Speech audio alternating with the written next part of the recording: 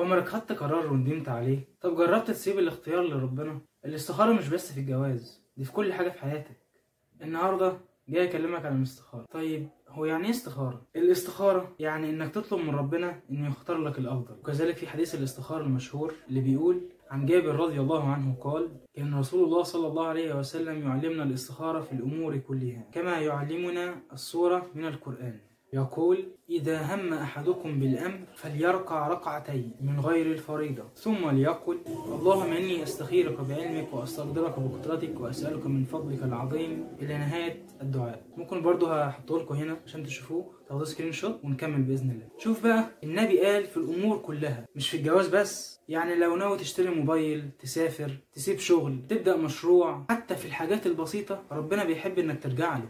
طب واحد بقى يسألني سؤال يقول لي: طب ليه لازم نستخير؟ أول حاجة لأنك ما بتعرفش الغيب، تاني حاجة لأن في حاجات شكلها من بره خير بس هي من جواها شر، والعكس كذلك، تالت حاجة ولأنك بقى لما بتستخير بتحس براحة وبتمشي بثقة في الله عز وجل ومطمن ان انت رامي حملك كله على الله واخدت بالاسباب برضه. واخيرا ما تخليش حياتك تمشي بالعشوائيه، سيبها في ايد اللي خلقك. صلي ركعتين وادعي دعاء الاستخاره، بعدين توكل، ومهما حصل اعرف ان ده الخير. وبعد اخيرا احب اقول لك ان انت ما تقلقش وما تحملش هم، وسيب حملك على الله، لان ربنا معاك دايما وابدا. وصلي على النبي عليه افضل الصلاه وازكى السلام. ولو عجبك الفيديو ما تنساش تشترك في القناه او تتابعني على الفيسبوك والانستجرام. الى اللقاء.